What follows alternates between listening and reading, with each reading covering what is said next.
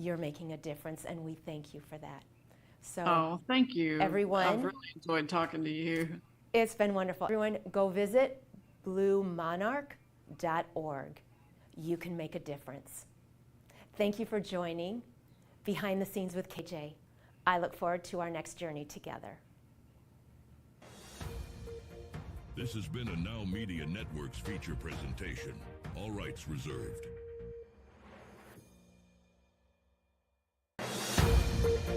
This has been a Now Media Networks feature presentation. All rights reserved.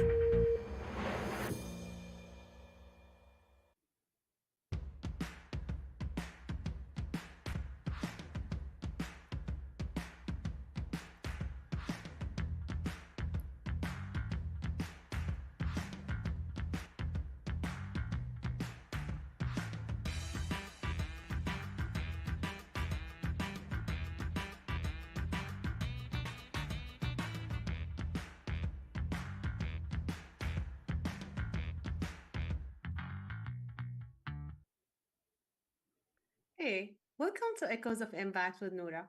This is your host, Noura Mostri. Welcome to the show. On December 8th, 2024, just a few days ago, something amazing happened. I'm sure you must have heard about it if you are following the news or you are on social media. Syria was liberated from the Assad regime, finally, after more than half a decade of dictatorship from the father, then his son. So we, as Syrian, were very happy, and a lot of people who supported the Syrian revolution from the beginning are very happy. You know what? I know a lot of you are questioning, what are you talking about? We don't know about this. We didn't hear about this. I do understand, but I'm here to tell you the story. Being Syrian American, I'm originally from Syria. I was born and raised in Syria, and I just came to the US back in 2000. So Syria is my homeland. That's the city where I was born, Damascus. So I can't just let it go without telling you more about it, without um, getting you to know what's happening in Syria and to understand, because a lot of mixed information, I'm sure, but it's better to hear it from us Syrians. That's why I also have my amazing Syrian American friend, Suzanne. Suzanne, welcome back to the show. How are you today? Thank you so much, Noura. It's amazing to be here in such a different space than we were in last time we were together. So can't wait to talk about it. Thank you for Yes, having me on.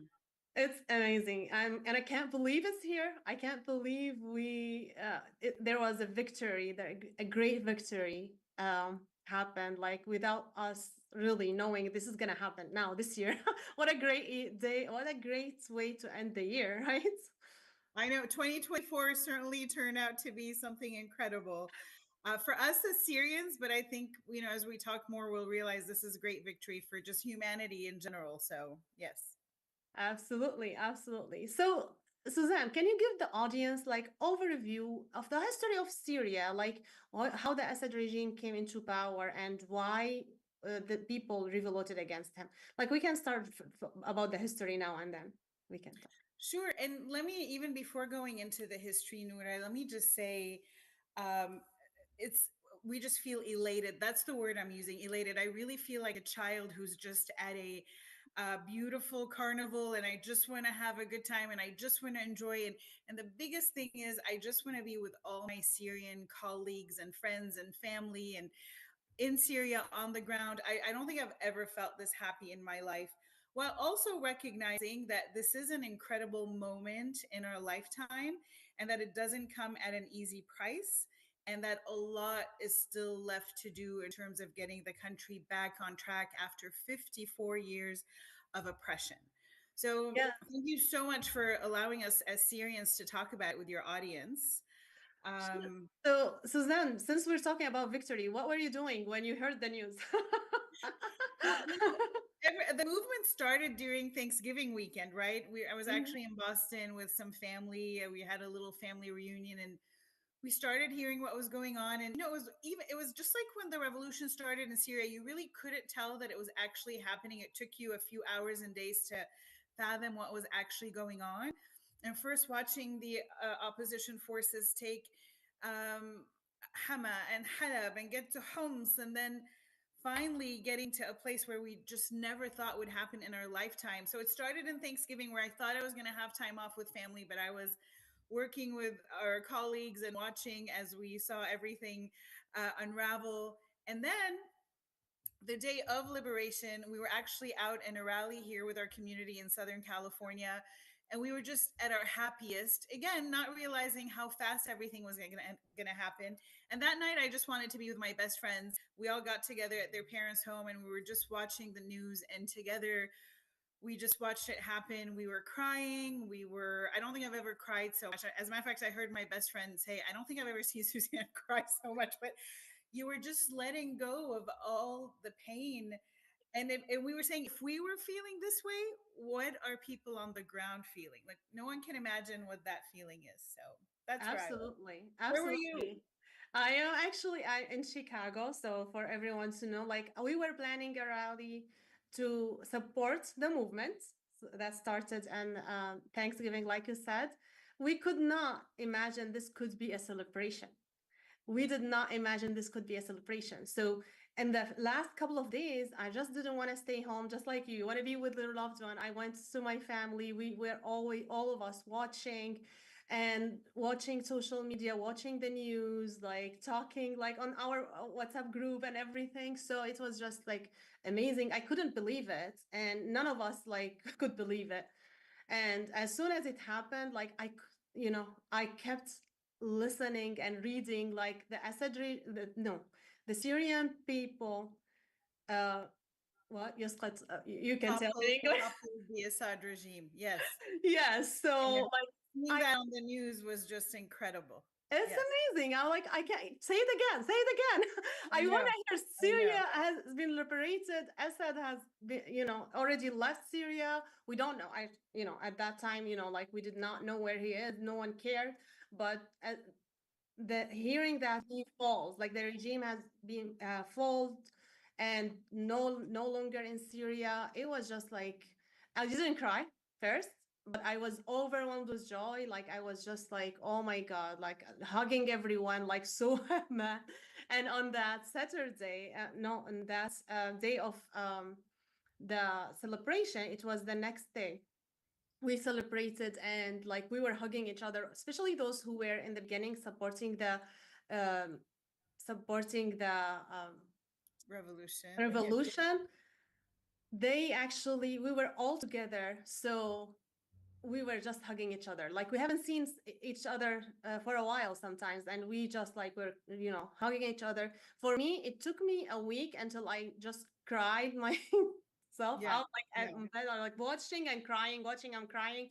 It took me a while until I cried, but I've seen everyone crying. It was a lot of emotions, a lot of happiness. And I know like a lot of people wouldn't understand why are we that happy. Why are we so excited.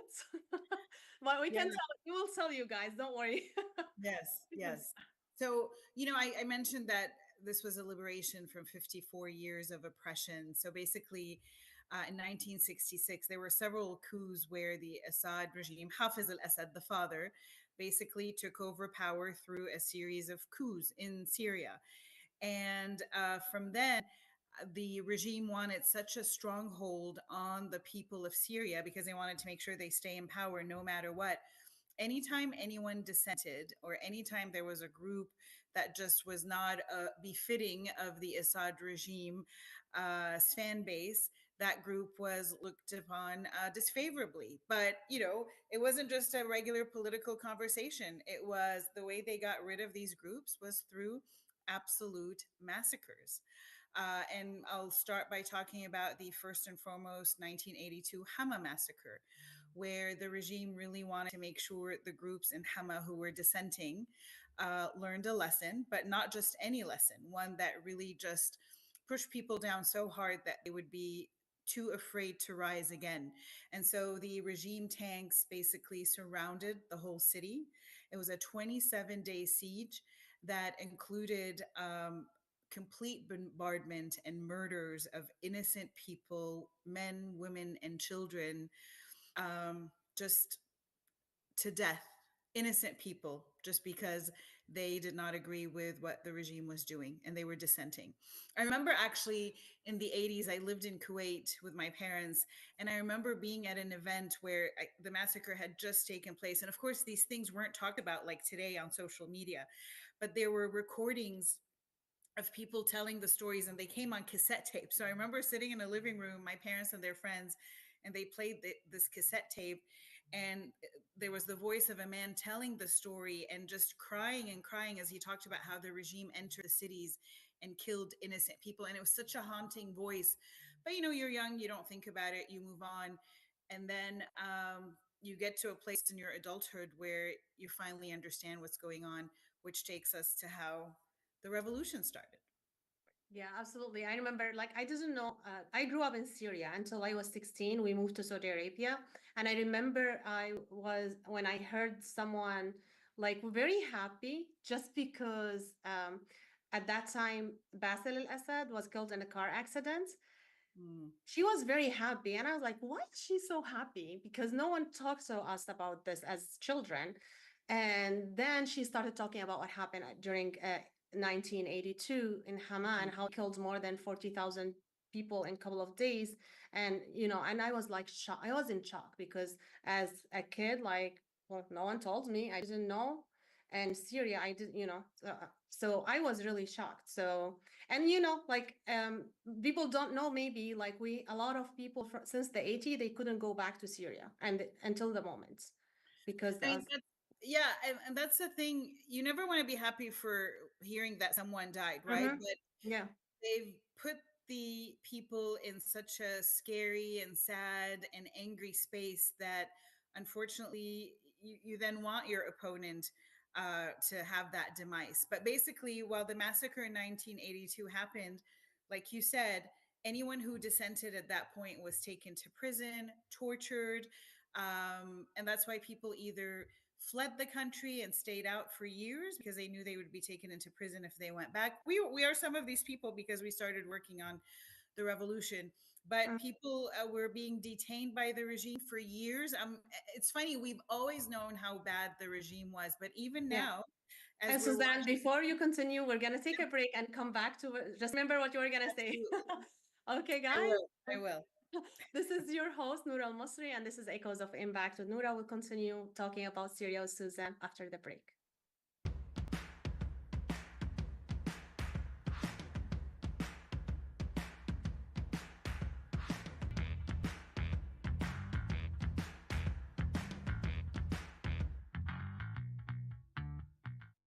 Investing in real estate doesn't have to be a pipe dream, but how do you find, analyze, renovate, finance investment properties without getting ripped off? My name's Andrew Glisson. In 4 short years, me and my team built a portfolio of 200 rental properties in multiple cities as a hobby while working full-time. We took all of that experience and built a mentorship program called the Victory Strategy to unlock every step of investing in real estate. If that sounds like the opportunity you've been waiting for, look us up at thevictorystrategy.com.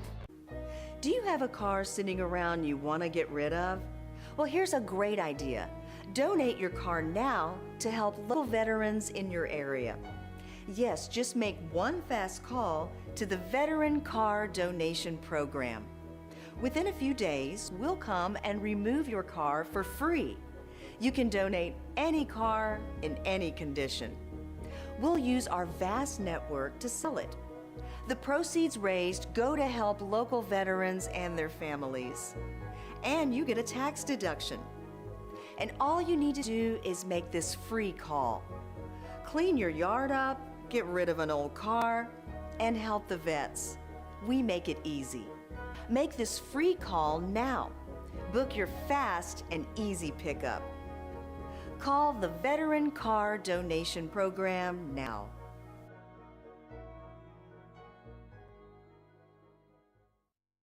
What if you could make a free phone call and reduce your car payment by as much as $83 a month? Right now, you could be paying as high as 20% interest. Your new interest rate could be reduced to as low as 2.48%. You can refinance any existing car loan or leased car and save money every month. Take 5 minutes of your time right now. Make this free phone call and learn how to save hundreds of dollars a year by refinancing your existing car loan.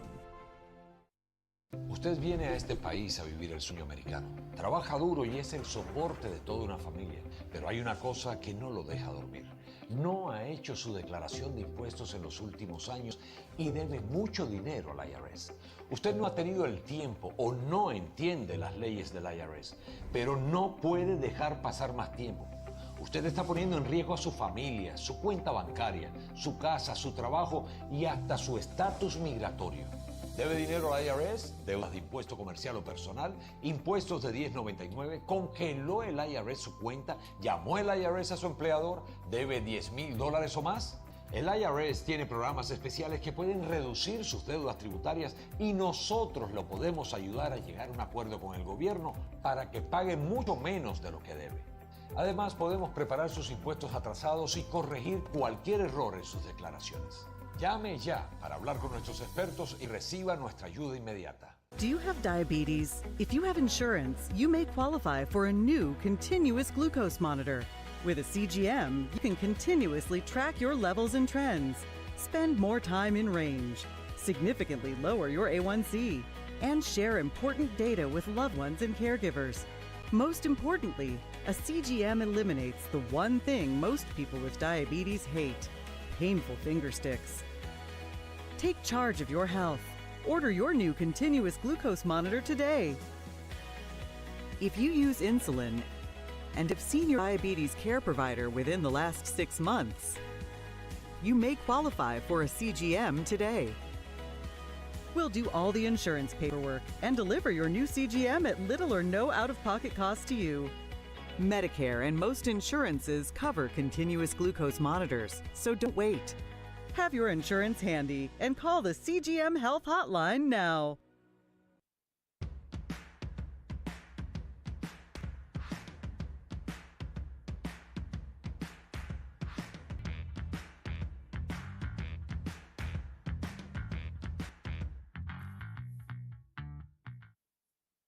Welcome back. This is your host, Noura Masri, and this is Echoes of Impact with Noura.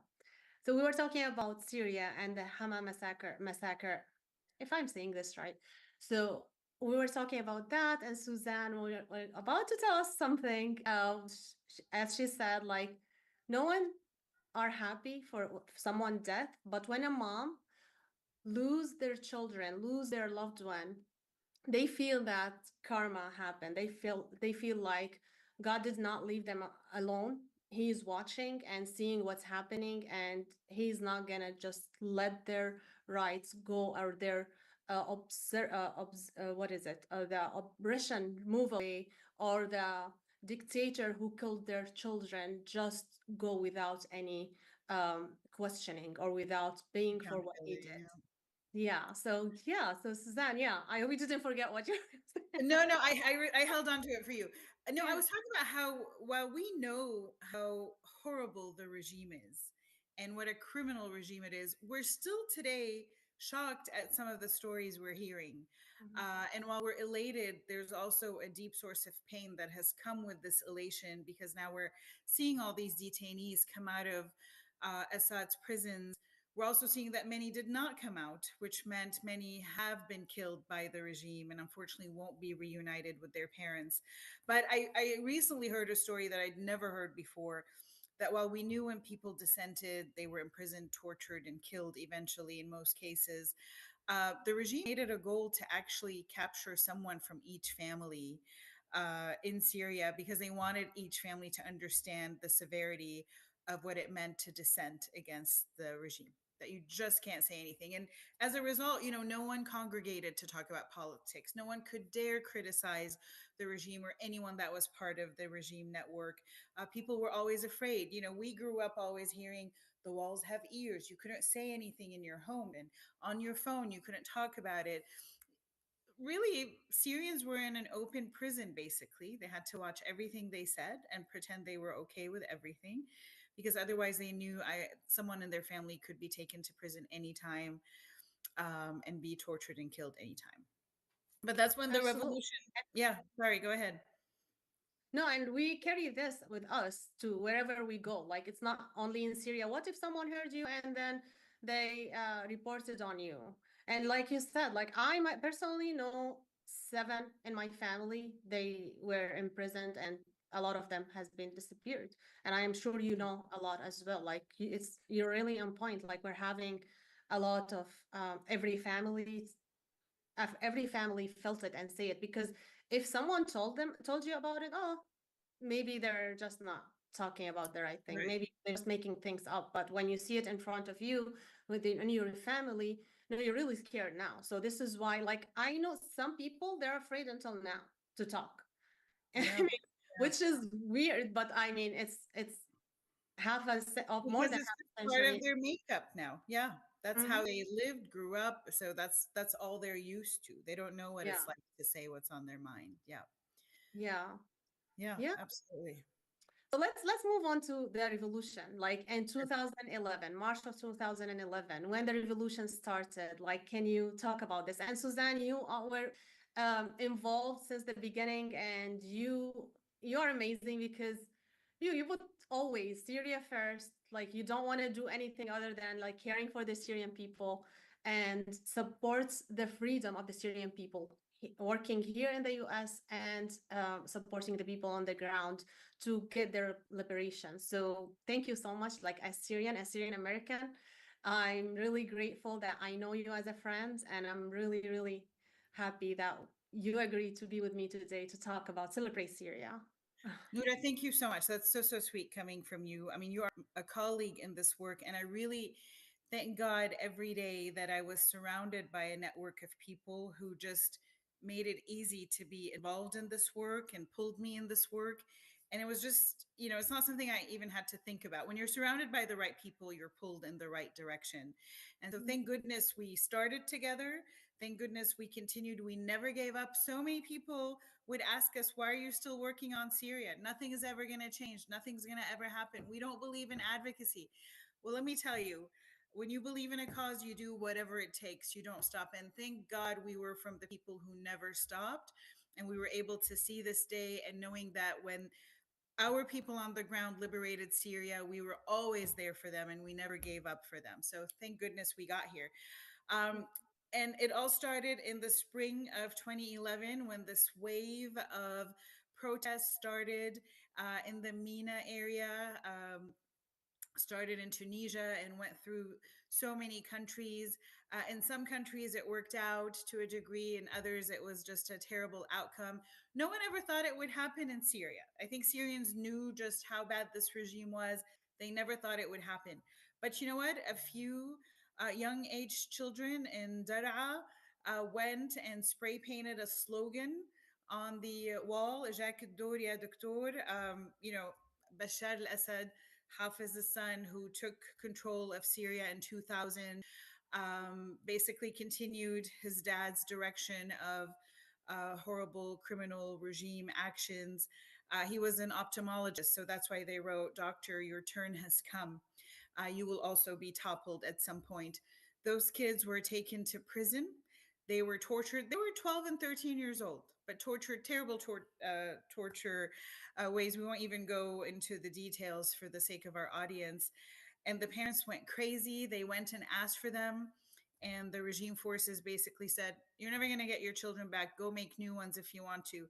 And if you can't, we'll come help your wives make new ones." I mean, it was just such a dirty regime. And so the people of Daraa went crazy, and they went out into the streets and they started protesting. And Syria just went up and rose. And in every city, protests went out asking, not even at first for the toppling of the regime. They really just said, "Let us work together. We are your people. Please give us a chance. We want to live a free life." I mean, people were passing out water bottles and roses to the regime forces just to say, "Listen, we're brothers and sisters. Let's work on this together." 2 weeks into these protests, though, which was a beautiful movement, and it brought some hope to everybody in Syria because they felt like, okay, the streets are moving. Unfortunately, 2 weeks into it, the regime shot back with live ammunition, and that's when things started to turn ugly, where the regime started killing the people, and it took 14 years before we could get here from that ugliness. Yeah, and like it just feels like a long time ago. It feels it's been ages. It's been 14 years. Like my nephew and nieces never visited Syria. They didn't know what Syria is, and like suddenly they discover they have a country now, and they can go to the homeland like of their father and mother, and like they visited. And a lot of children, their age is the age of the revolution, which is an admiration point. I remember like talking about we couldn't imagine this could happen in Syria.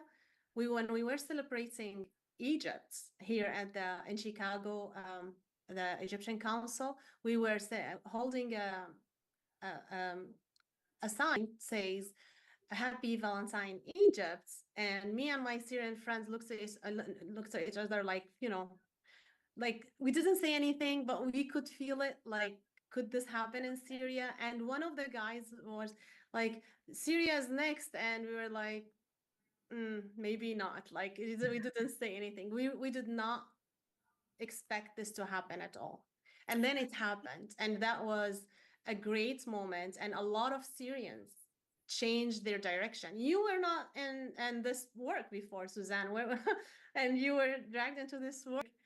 Yeah, truly. I was not. I mean, I was always an activist for Palestine. I loved going to Syria. I never actually lived in Syria. I was born in the US. I lived in the Middle East, but never in Syria.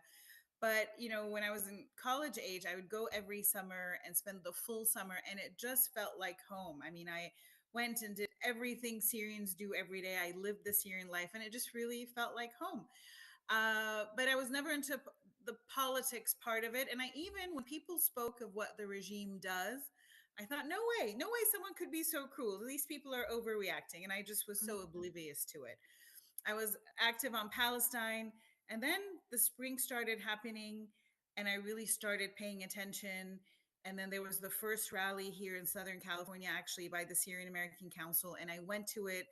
And that's when I slowly found myself getting into it. And I was always in corporate retail. And then I really found myself looking at the news more than paying attention to my work. So I decided to quit and volunteer. And somehow I ended up here. And I'm just, again, so glad that I did to watch all of this happen and be a part of it. Yeah, that's awesome. And that's actually affected how the people, the children of the Syrian American also who were just going to college, they did study international law and a lot of related things so they can, and policy, so they can help Syria one day, which is like really, it did affect every single Syrian because they see the suffering of their country, of their parents. So yeah, I'm glad we have a freedom here. We can talk about it. We can help. We can support the people on the ground. We can be their voice. So thank you, Suzanne. We're gonna come back to you after the break. Guys, this is Echoes of Impact with Noura. We'll be right back.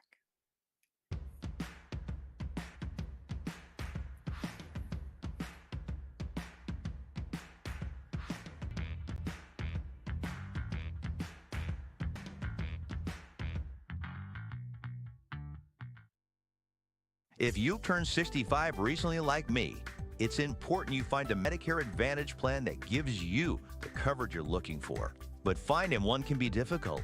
The best thing I did, and I suggest you do the same, is call a licensed insurance agent and let them walk you through your Medicare Advantage plan options. There are so many benefits you have access to, so make the call now and let the representatives explain everything to you. Our licensed insurance agents can offer you a variety of Medicare Advantage plans. Plus, the code is free, the information is free, and there's no obligation to enroll. We're here to make it easy for you to select a Medicare Advantage plan that may work for your needs.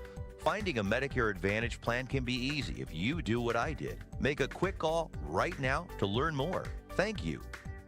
Call 800 749 7781. That's 800 749 7781. Call now. Investing in real estate doesn't have to be a pipe dream. But how do you find, analyze, renovate, finance investment properties without getting ripped off? My name's Andrew Glisson. In 4 short years, me and my team built a portfolio of 200 rental properties in multiple cities as a hobby while working full-time. We took all of that experience and built a mentorship program called the Victory Strategy to unlock every step of investing in real estate. If that sounds like the opportunity you've been waiting for, look us up at thevictorystrategy.com. How would you like to go on a 5-star vacation for just $99? We're talking about the quality of a Westgate resort for $99. Not for one night, but for 3 fantastic nights at one of their luxurious destinations across the United States. And you'll even get a free $100 Visa gift card just for making a reservation. We've got some of the choicest destinations that you'll love in the United States that you can choose from for just $99 for a 3-night stay. Take your family, take a special loved one, but get away. Go on vacation with Westgate Resorts. Call now to make a reservation for just $99 and you get a free $100 Visa gift card. Call Westgate right now and book your vacation. Here's the number.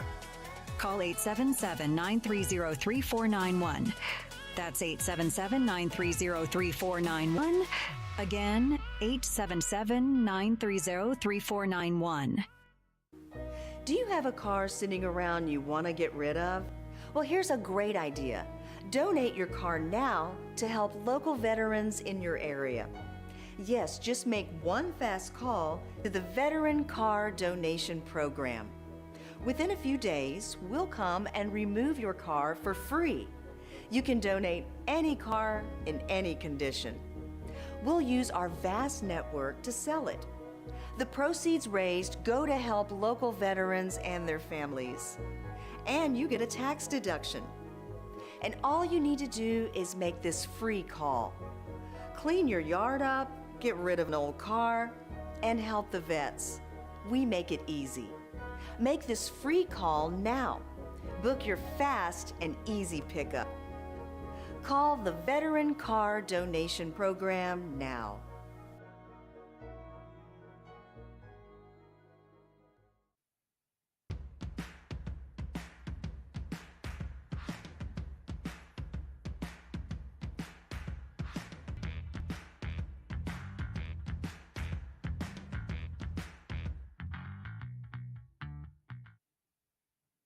Welcome back. This is your host, Noura Al-Masri, and this is Echoes of Impact with Noura. We're back to talk about Syria. I'm here with my friend Suzanne. We spoke about the history of Syria, why people revolted against the regime. And now we are going to continue to talk about we're just going to give you some pictures of how brutal this regime is. So Suzanne mentioned that a lot of people disappeared in the prisons and and a lot of them, they're never going to be reunited because they were tortured, killed. So Suzanne, can you talk to our audience about what's about this imprisoning Said Naya, and a lot of people don't know what Said Naya is. So yeah, can you give him an overview? Sure. So, I mentioned earlier how we're in this elated state. We are so happy. We are so excited. There are parties and gatherings and singing and dancing and people congratulating and passing of sweets, etc., which is what we do when we celebrate anything. There's another coin, another side to that coin right now, though, is as we've watched the detainees who were wrongfully imprisoned, political prisoners, come out of these prisons, it has been a very emotional and difficult and painful time for people. The families that are trying to get reunited with their loved ones, but even all of us in the diaspora just watching all of this. And I also mentioned earlier, while we know the regime is horrible, just watching it all unfold, it's like reliving everything we know and realizing it's actually much worse than we thought. So there are people who are finding their loved ones. There are people who are actually finding loved ones they thought were dead. They actually received word from the regime that their loved ones died, yet they found them. Small percentage, but it's happening. And then there are those who just still have no idea where anyone is, because we're finding that many people have been killed. The number 100,000 is really all over social media today, but the numbers are crazy. No one will ever know how many. And the other thing we're finding out that's really terrible is that there were so many prisons that we weren't aware of. Buildings that were thought to be a school were actually a prison. Underground prisons, we knew there were underground prisons, but we didn't know just how many. There are haunting stories of, I would always hear people say, look, there are prisoners underneath the ground. You're walking around and they're underneath you and they can hear you. They can hear the cars above them going through. But now we're hearing stories of people in school hearing screams from underground and not saying anything about it because they didn't want anyone to think they're crazy, or they didn't want to be, heard by the regime. So it's like people were being tortured in the walls underneath schools. I mean, just sad and terrible and haunting stories, actually. One of these prisons, a notorious prison known as Sudnaya prison. Sudnaya is a city in the outskirts of the capital, Damascus. Basically a huge desert with a huge building with 3 separate sides to it, was known as the most notorious prison in Syria.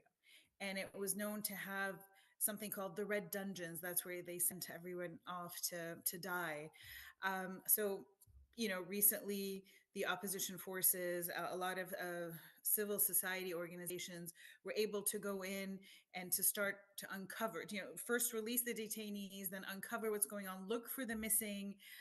And so much has been discovered. We've always known there are torture chambers, etc., but even to the point of finding a torture machine where they put the bodies into it, sometimes alive, sometimes dead, and they would crush the body just to,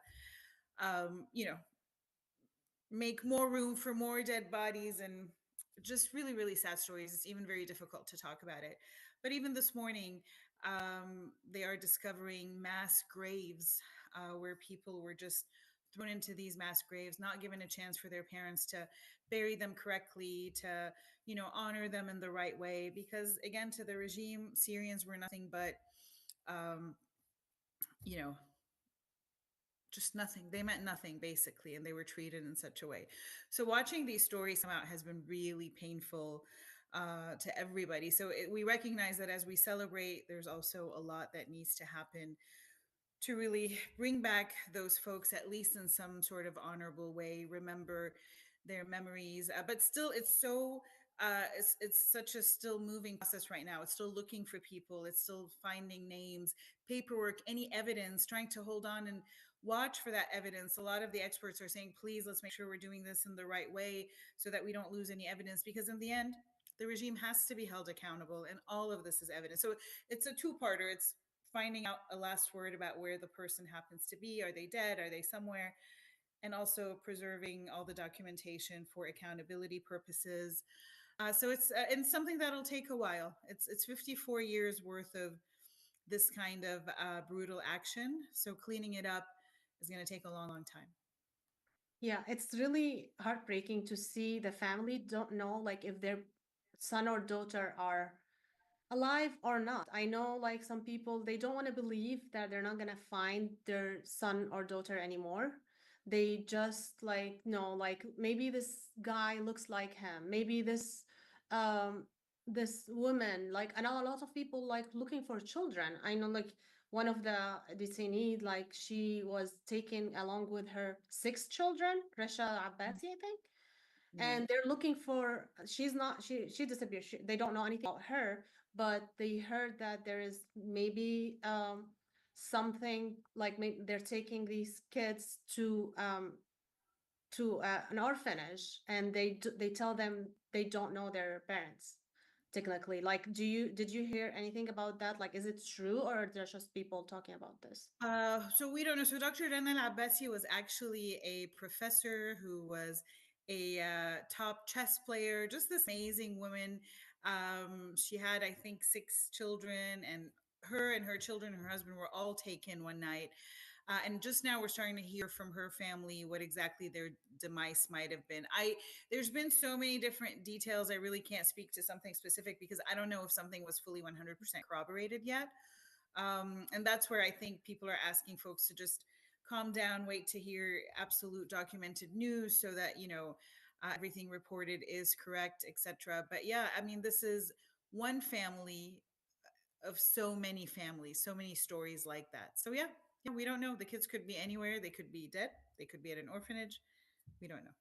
Yeah, exactly. And a lot of people are talking like without really confirming. This is why I wanted to ask you, because I just saw things on social media, but I didn't know like if this was confirmed or not.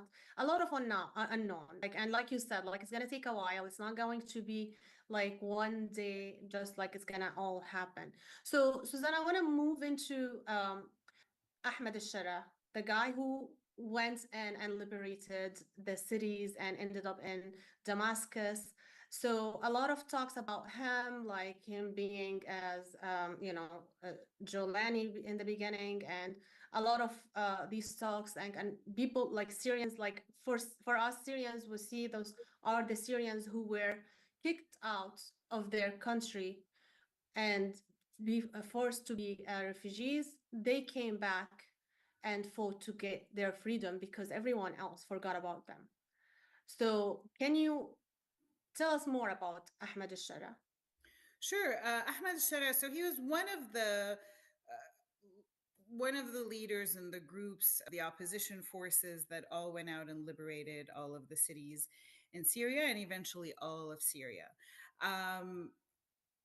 This time, anytime you have liberation of an oppression that took so many years, what comes next is really, you have a lot of unknowns, you have a lot of questions, you have a lot of hope, you have a lot of fears. It's really a little bit all over the place because you've had chaos in this country for so many years. And now suddenly you have to bring it all back and reel it all in. And you need the support of the people in Syria. You need the support of the international community. The international community is going to take its time to understand what's happening. And of course, so many dynamics and so many politics, which we're all, tuned to. So his background is he was this regular man in Syria who then went and fought in Iraq and came back and, was a little bit on the extreme side, or, he does have the Islamist connotation tied to him, which scares a lot of people. But I think the ask right now is that everybody really just watch the actions and watch how everything is moving forward and really make determinations based on actions. And that would be true of anybody that comes in and takes leadership right now. And this leadership is transitional only through March, is what we're being told right now. So whether it's someone who's Islamist or whether it's someone who's secular or moderate, any one of them is going to get a lot of critique. Any one of them is going to make a lot of mistakes, and any one of them is going to make some great moves that are wonderful. So far, depending on who you talk to, in general, we feel things are positive. There are some things coming out that are a little bit concerning, but again, we really need to watch each step. And I think we really need to watch the experts that are on the ground working directly with the leadership for us to really get the assessment from them before we make our own assessments. We're all very active, we're emotional, we're tired, but we really need to count on the folks on the ground who are watching everything happening, tell us truly how everything's happening. I think we all need to make a very educated decision on what we're feeling, what we're seeing. The thing is, from a personal point of view, I will tell you, we all fought for freedom for so long. None of us are going to really let go of anything. I mean, we're going to keep going until we feel we have a place where we have leadership that has come to us through fair and free elections, which is the direction that things are moving in now. No elections have been set so far, but we're talking about this transitional government, and then hopefully something would come of that where all Syrians can participate in elections and see what happens. And with all of that, here's what I always tell people: look, we will. I'll let you continue after the break. Sure. I'm so sorry, I really want to hear what No, you have it's to okay. say. I get so passionate about this. I don't stop. I've never talked so much. I want to hear also. So guys, we're going to come back after the break, so wait for us. Sounds good.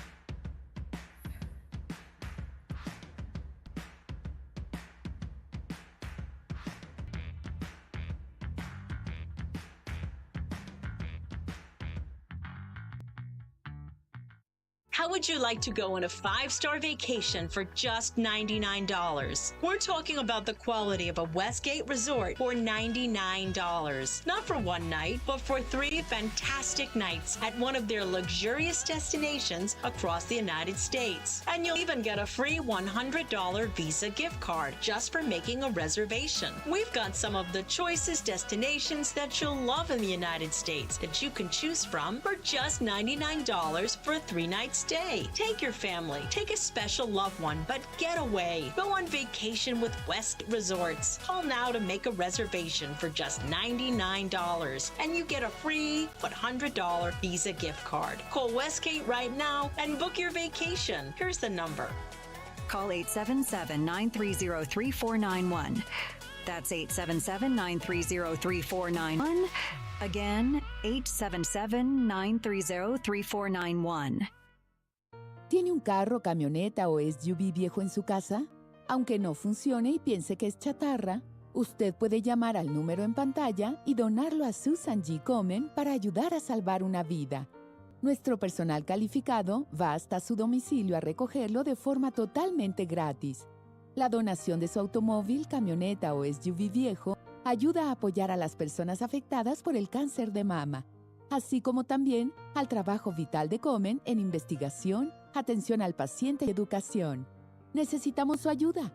Tal vez considere que su auto viejo es chatarra o que no vale nada, pero ese auto no deseado es importante para que Susan G. Komen continúe ayudando a las personas con cáncer de mama. Llame al número en pantalla hoy. Iremos a recoger su auto rápidamente. También recibirá una deducción de impuestos por su donación caritativa. Ayúdenos a ayudar. Llame ya. Do you have diabetes? If you have insurance, you may qualify for a new continuous glucose monitor. With a CGM, you can continuously track your levels and trends, spend more time in range, significantly lower your A1C, and share important data with loved ones and caregivers. Most importantly, a CGM eliminates the one thing most people with diabetes hate: painful finger sticks. Take charge of your health. Order your new continuous glucose monitor today. If you use insulin and have seen your diabetes care provider within the last 6 months, you may qualify for a CGM today. We'll do all the insurance paperwork and deliver your new CGM at little or no out-of-pocket cost to you. Medicare and most insurances cover continuous glucose monitors, so don't wait. Have your insurance handy and call the CGM Health Hotline now.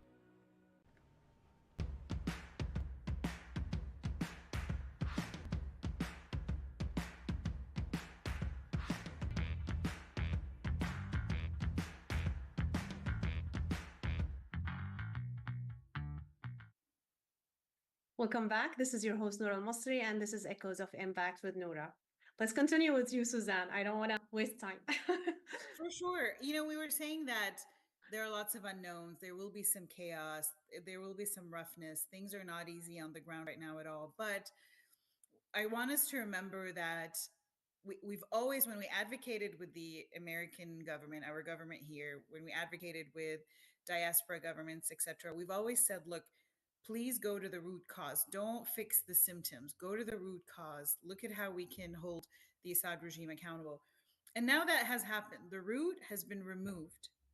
But whenever you remove the root of something, you're going to have some symptoms left over, some of them more severe than others. And sometimes it'll take years to get something fixed. And in this case, it will take that long. So it won't be an easy road, Noura. But nonetheless, we started the road. We got to our first goal. Now we have to work on the next goals. There are lots of civil society organizations on the ground working right now together to hopefully take us into the next frontier. There are also lots of difficulties and challenges that we will have to overcome. I'm kind of oversimplifying here, but sometimes you just can't complicate too much either. And so, yeah, the work starts now, actually. Absolutely. Yeah. Absolutely. And I want to reiterate what you said also, like, like we've been waiting for this moment for ages, not for generations, I would say for generations. I've seen pictures or videos of like old men and women, when they told them, they're very old, like to see what's going on in social media. When they told them Assad has left and the regime has fallen, we toppled the regime, they just cried. They just broke down crying. And that tells you the story, because I remember I see my grandpa's picture before the Assad regime. I thought that was in Europe. And my mom told me, no, this is in Syria. This is how Syria was. So we are hopeful to see that Syria again. And my point of view of Ahmed al-Sharia, like, look how people came, like, get into Damascus without bloodshed. Like, they saved the blood of their own people, because these are our people. They care about the country, and we're not gonna let anyone be a dictator again. Like, Syrian people on the ground, they're not going to let it go here, whatever. Like we are Syrians now all around the world. Like, we're everywhere. So we're not gonna let it happen. Like, a lot of great experienced people, a lot of people who love the country, who really paid a heavy price, an expensive price to let anything happen. And so far, it's been good. I think, like, what happened, like, we could not imagine this scenario. It's so much better than what we imagined. I remember, like, when we were talking in the beginning of the revolution, we were talking about, like, the protest on the street on all of this. I heard it from a lot of our parents, and our parents' age, like, the blood is going to be until the knees if something happens in Syria. Yeah. And yeah, Assad did that, but when these people, like, the free Syrians, when they entered Damascus, when they entered every city in Syria, they did not allow that to happen, and they were clearly saying, just put your weapon down and say, like, you're with us and you'll be safe. And that's what happened. So I just want people to understand, like, what's going on, because we are following this closely, and we understand it. But for a lot of people who are not Syrian, they don't really understand this. So you heard from both of us now, like, totally different people. Like, and so yeah, Suzanne, like, and I wanna get back to last Friday, the first Friday after the liberation. So as we're recording this now, like, it was the last Friday. So we saw a lot of people not protesting anymore, like, rallying. Yeah, rallying. They were rallying. I know. I made the same word mistake. Yes. Yes. So yeah, can you tell us a little bit about that? Yes, it was actually pretty incredible to watch. So the first Friday was important to note, because when the protests back in 2011 started, they did start on Fridays. You know, in Syria, you couldn't get together and congregate, right? It wasn't allowed because the regime's afraid you were organizing something. But people could congregate on during the Friday prayer, when, you know, that's the holy day of the Muslim community in Syria. So they were in mosque, they were praying. So the protests actually started out of these mosques. And so it was always on a Friday. There was a theme every Friday, and they went out, and, you know, safety in numbers, it was big numbers. So now, this first Friday after the liberation was just an important notation for everybody in the country. And Noura, I know you saw it. I wish our whole audience can see it. Yeah. I mean, especially on news channels where they were showing several cities at once. You could not fit one additional person in the streets of Syria. All the major cities, the cities that everyone thought were supporters of the Assad regime, they were also fed up with him and saw the criminality that came out of that regime. They were in the streets, people with their flags, the new flag that was the revolution flag that's now our country's flag that you're wearing. They're singing, they're dancing, they're hugging, they're sharing sweets, they're celebrating. They were reborn, and you could hear them talk about how for the first time they feel like they are actual human beings, actual citizens of a country that respects them now. Can you imagine? I mean, some people were born into the suppression, and now they suddenly feel free in their own country. It was so amazing to watch. It was so amazing to just feel what they're feeling. I wished, I was so envious I wasn't there. Me too. I know, right? I felt like I actually felt pained. I'm like, why didn't I think to go be there? But honestly, now I feel like some of us are places here now to really get the community rallied against all the new advocacy we have to do. But I was in pain for not being with them and celebrating with them. I mean, it was just so amazing to see. I don't think I've ever felt like this ever before.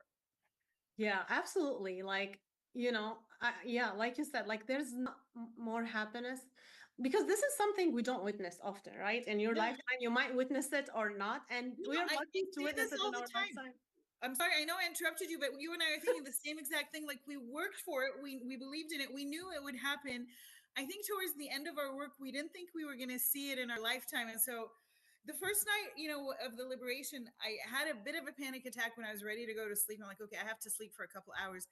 I really panicked because I thought, what if I wake up and it was just a dream? I was so afraid of that. But yeah, you're right. I don't think we've ever felt this feeling before, so it's amazing. Yeah, like how many people live for their country to be liberated, right? We witnessed history, and because we worked on it, because we were praying for it, because we were supporting the people, it feels, and like you said, like we didn't, like, you know what? Couple of days before this all happened, like my kids were telling, like, are we gonna ever go back to Syria? I told them maybe you, but I don't think I would ever go in my lifetime. But I hope at least you will see it in your lifetime, because when they were children, I was taking them to all these protests, like helping me with the nonprofit work to support Syria. So they lived it. Like even though they've been only like a couple of times to Syria, they lived it. So I felt this is what we're talking. It's not gonna happen in our lifetime, but I hope like it's gonna happen in your lifetime, and for it to happen like very fast after Yeah. that, like I'm still and not believing this. Like you said, like I hope it's not a dream, and it's not. It's a great dream. It's the Yes. feeling like there's nothing in the world can make you feel this way. Yes. Never. Yes, absolutely. Absolutely. It's amazing. It's It's amazing. And you mentioned something, Suzanne, like we didn't get a chance to talk about, like how this is affecting the entire world, like free for the people of Syria to see the freedom. I mean, now it feels possible. We rallied for Syria all the 14 years, right? But we also did it for Palestine. We did it for Egypt. We did it for Tunisia, for Yemen. Now there's like a possibility. Like people actually believe that, oh gosh, if you actually do advocacy, maybe you could get somewhere. Um, you know, if Syria was liberated, maybe Palestine can be liberated. Maybe all these other countries in the MENA area can be liberated. Justice can be brought everywhere else. I mean, we talk about the MENA here because Syria is within that part, but there are so many countries in the world where there is injustice. So it's like if it happens in one place, it could happen somewhere else, which is also, it scares some of these dictators around us now that, wow, the people rose up and they did topple the regime. So those are some of the challenges we have to face. But yeah, dreams can come true. Justice can come true. So you have to keep working at it. You have to believe and you have to continue all the way to the end. And it's our responsibility. Absolutely. Absolutely. So what's your next project in Syria? Woo! I will tell you, I do, want to go back soon, of course. And like I said, first, I think we have for some of us, there are some talents out there that are in Syria now. They need to be part of the work that needs to happen. For some of us, we need to be with the community, organizing, mobilizing, because now we shift to a whole new life. Thank goodness from a foundation where there's no more killing and prisoners, etc. But now we have to rebuild a country and rebuild systems, and we have to connect ourselves here in the US with our people in Syria. So there's so much work and people are ready to work. So we need to organize them, galvanize them, organize them, mobilize them. That's really the focus. I will tell you this though, and I hope it goes the way I'm hoping. I mean, the way I'm planning. I do want to go back soon. While I'm from Damascus, of course, all our work in the end and the activists we've forged friendships with are in Idlib and other areas surrounding. So I made a promise to myself that I would go, but through Idlib first. And I would love to go in the same steps that the opposition forces took to liberate each city and then end up in Damascus, because that's hopefully my way of honoring them for what they did for our people. Take me with you. Khalas, a delegation, yalla. Yalla. I am ready.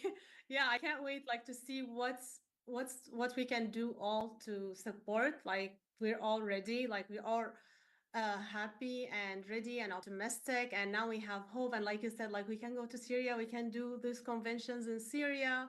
We can visit every city in Syria because we don't know our country. Like I noticed, like we didn't go to many places in Syria. We didn't go to many villages, like for like those area where the revolution made history, like Kafaranbil, a lot of these places. We were taught to be separated and apart, and they didn't want us to get to know each other. But now we do, and we will go visit and make plans. And yes, inshallah. Absolutely. Thank you so much, Suzanne. Thank you for being here with me, celebrating Syria, celebrating you. I know. How fun is this, Noura? Thank you so much. Thank you. Always so proud of you, Allah. Thank you so much. Thank you. Thank you, guys. I hope you learned something about Syria now. So I wanted to make sure that you know this truth, you hear it from us Syrians, because we are the closest to the cause. We know what has been going on. So that's why I wanted to share with you. So until next time, keep making an impact and happy holidays. This has been a Now Media Networks feature presentation. All rights reserved.